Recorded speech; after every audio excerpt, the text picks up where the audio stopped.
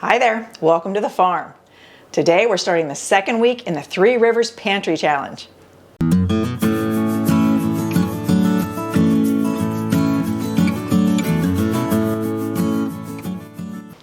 Well, we're on week 2.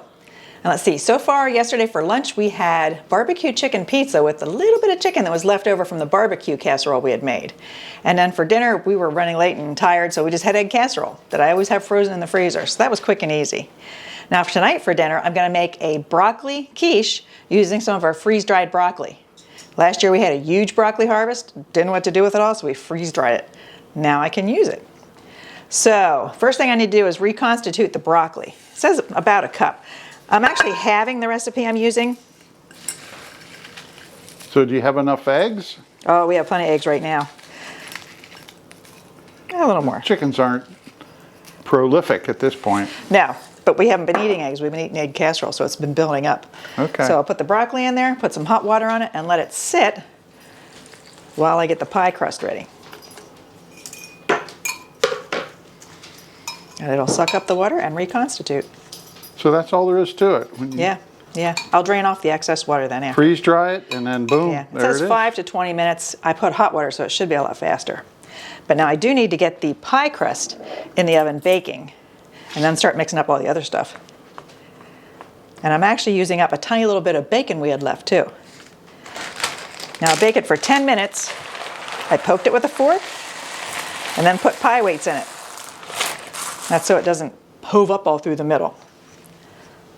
So what are those? Pie weights. They're like little ceramic They look marbles. like beans to me. Yeah, you don't want to eat those. They break your teeth. I mean, I had read about them for years and never had them. And after trying to bake so many pie crusts and having them, hub up in the middle, not working, I decided to go ahead and try them. And they work great. That's new to me. They work wonderfully. So now I just have to mix up the other ingredients. When the pie crust comes out, put it all together.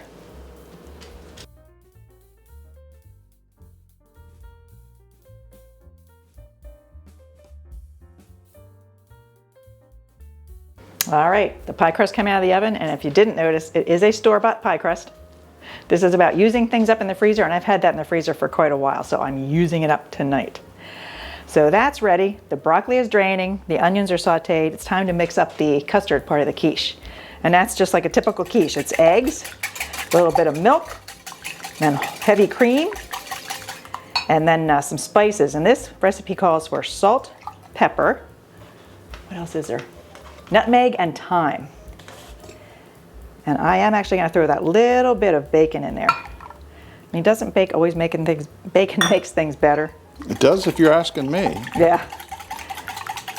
And I don't want to keep it in the fridge too long. Okay, so here goes the spices.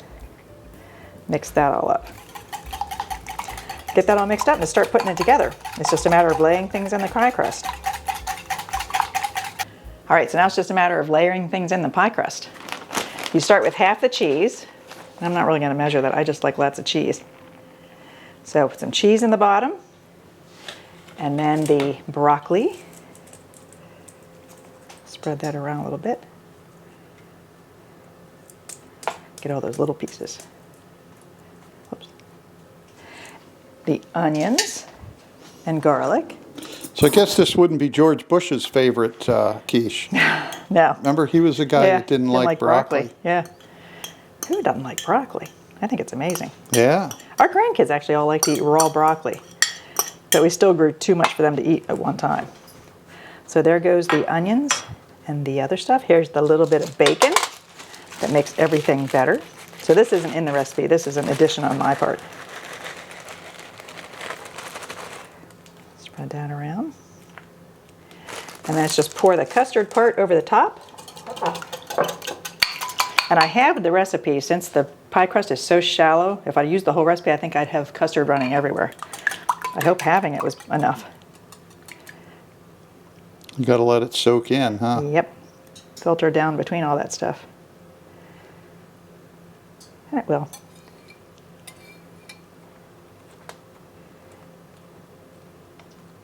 That's why I have the cookie tray under this pie crust. So if it does overflow, it's on the cookie tray. Ask me how I learned that lesson. I've had quiches overflow. All right, then you just put the rest of the cheese on top, put it in the oven at 375. Nice. So how long till we eat? I forget how long it cooks, but I'll watch it just to make sure it's done. It has to be kind of golden on the top and not too jiggly in the middle. So it's kind of like more of a feel. I'll put the time the recipe recommends, but I usually just watch it and use my intuition. Okay. All right, so into the oven it goes without spilling it. That spilled a little bit. That's why you put a cookie tray under it. Okay, bake. Awesome. While the quiche is in the oven, I'm going to throw together a salad, and it's a very easy salad. It's just salad greens with mandarin oranges and some chopped walnuts. And then it's great with a raspberry walnut vinaigrette. And yes, I didn't use my own canned mandarin oranges because I'm going to put more in there. Because when I canned them, I had tried to get all the pith off, the white stuff, because that's what makes it bitter. And I picked and picked and picked, but not enough. They turned out horrible. No matter what I did, they didn't taste good. So I guess there's an enzyme you're supposed to soak things like tangerine, mandarin oranges, and oranges in before you can them that disintegrates the pith so they don't taste bitter. But I don't know, I might be gun shy after that first time. So store-bought mandarin oranges. They're yummy.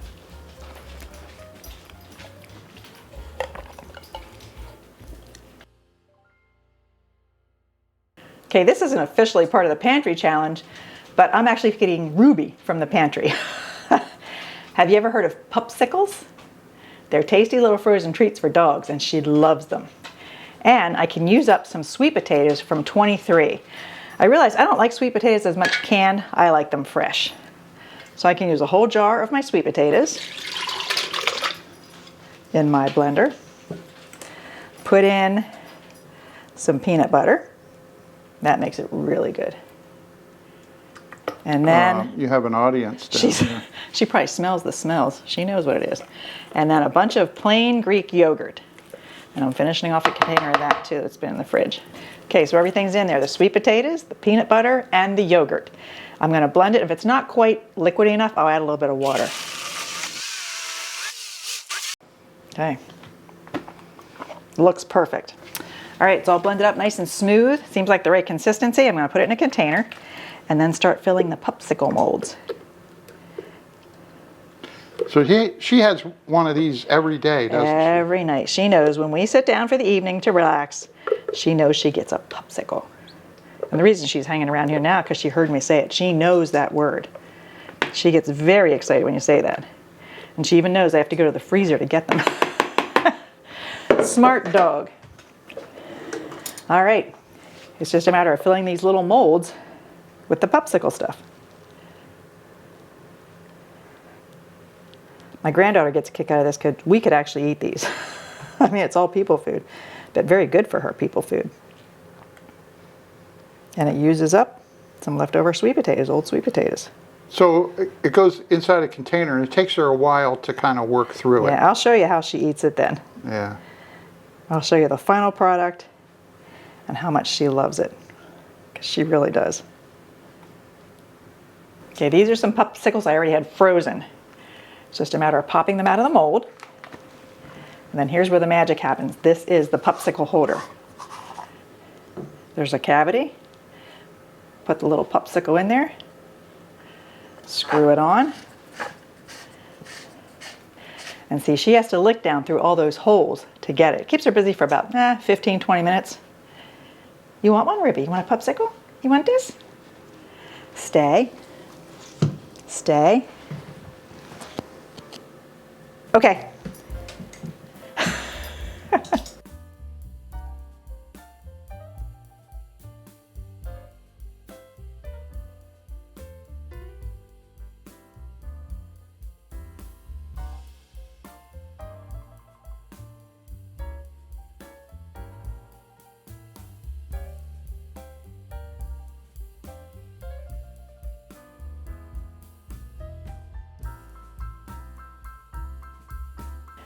All right, it's time for the chicken stuffed with cheese and spinach.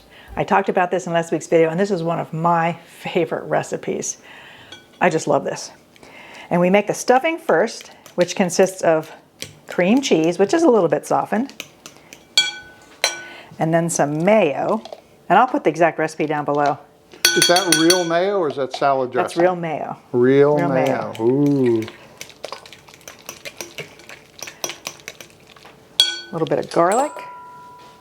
Garlic makes everything better. And that's your garlic? Yes, that's our garlic. How did you keep that or preserve that one? That's just sat downstairs in the basement. Oh, yeah? Doing just fine so far. Wait a minute. The basement? You mean Well, the larder or the larder. root cellar? The larder, not the larder. root cellar. It doesn't like it that humid. Okay. So it's up in the larder, just in a Okay. basket. All right. Okay, so get this stuff all mixed up. Then I mix in the cheese. And I'm actually going to switch to a spoon at this point. Had to smush the cream cheese, but now I don't need a fork. Okay, so stir that all up. And then I'm going to add the cheese and get that stirred up. And then add our spinach. So there goes some mozzarella cheese and some Parmesan cheese. And I'm actually making... So the cheese, is that like a 50-50 or does it matter? Yeah, it's 50-50. I'll put the recipe below exactly. But what I'm doing is I actually usually make twice the stuffing it calls for. We like it really cheesy. We like fat. So yeah. So I always kind of make more stuffing, double the stuffing what it calls for. Sometimes it's hard to get it stuffed in the cheese, or the chicken breast, but it's worth it. Okay, so that's all mixed up. Now I stir in my beautiful spinach leaves that I just picked today from our high tunnel. And I do make it very spinachy, if that's a word. Now wait a minute, if you add more of everything, then you don't really add No. any more of anything. No, you do. It's more of this compared to the chicken breast. If you only make a single batch, it's just like a little bit of stuffing in there. Okay. I usually have it so the stuffing's like oozing out of the chicken breast. And yeah, there's spinach in it, but there's all the other good stuff too. Okay. So I'll get this mixed up now. I'll bring it back and show you how I put it in the chicken breasts. Okay.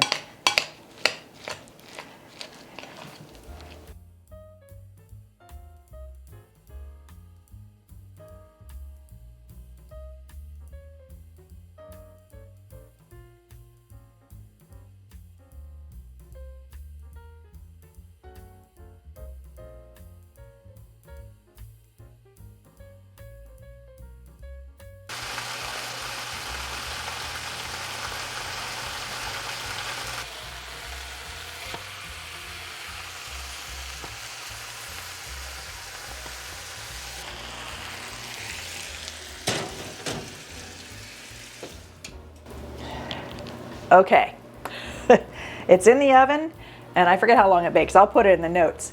Now, we realized the camera somehow missed one section. The section where I'm shoving the cheese into the chicken breasts. And what you do is you cut the chicken breasts almost the whole way through, lay them open, shove the cheese in, and close it shut. Now, the recipe says to close it up with a toothpick, but since I doubled the cheese recipe, it just kind of oozes out. I can't really close it, but it's so much better with extra cheese. So now it just bakes, and we'll be ready for dinner.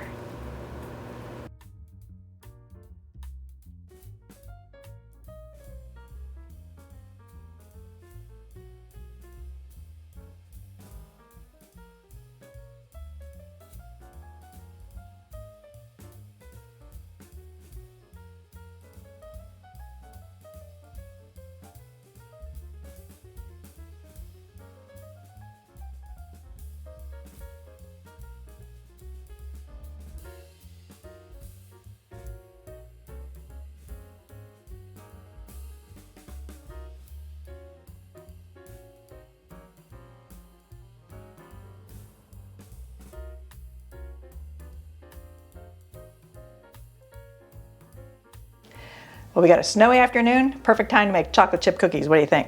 Yeah.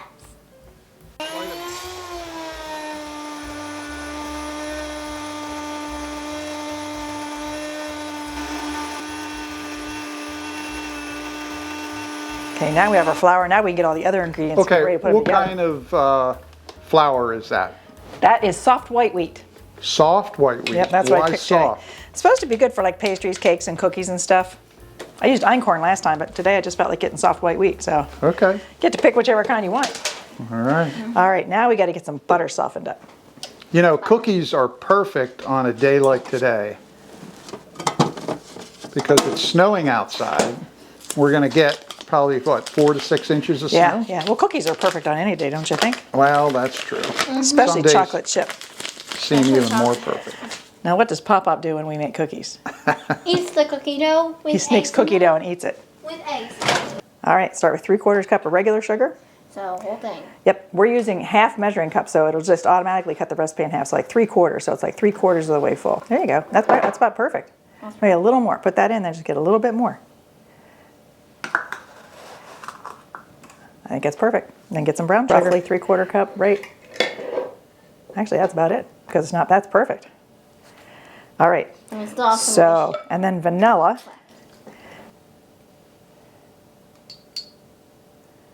Okay. Now stir that up, and then we'll mix in the egg after that's all stirred up. Go ahead and get that mixed up. Then we'll put the egg in. One of our girls' delicious eggs. And by girls, you mean chickens. Chickens. My Because chickens. they are female chickens. Yes, they are. Ours are all girls. Put the egg in and you stir that in. See if I can do it without getting any shells in. Came out Please weird. be your lucky day. My lucky day. There you go. Stir that up and I'll get rid of the shell. Stir it.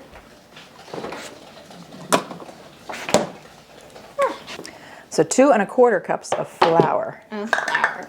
So 2 cups and then like a 1/4 cup. Put that in. I think it should do it. And how much baking soda? Half a teaspoon baking soda, half a teaspoon salt. And Is that the half a teaspoon? Yeah. And half a teaspoon baking soda. Shake it off. That's good. Dump her in. Okay. Then we stir that up. There's only one more ingredient, the most important ingredient, right? most important ingredient that Pop-Pop will likely go after. Probably. Pop-Up goes after everything.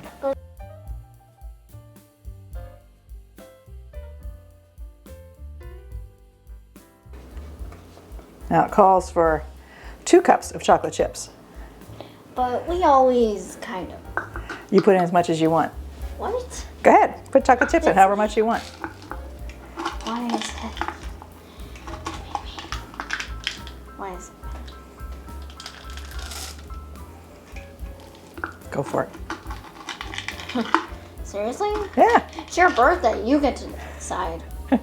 I say lots of chocolate chips. A little more.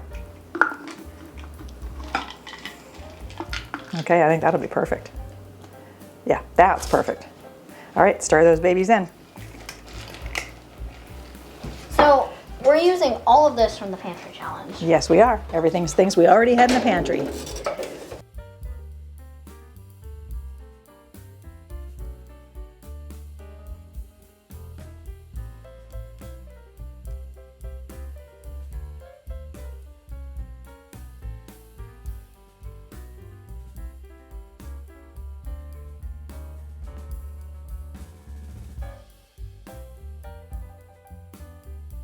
Well, we're finishing up week 2 of the pantry challenge. So far, so good. We had some good meals using up some chicken breasts, some of our spinach from the garden. We had some nachos using our ground beef. We had, Also used your salsa in the nachos. oh yeah, my salsa. And then today we're finishing up the day with, we're gonna have pizza for lunch and the leftover chicken stuff for dinner. So we haven't really run out of anything yet, but we're about to run out of bread. So next week I'm gonna be making sourdough, which for me is a little bit of a challenge. But we'll see how it goes. So that's it for week 2. Come back next week for week 3. See you in the next video. Bye-bye. Bye-bye.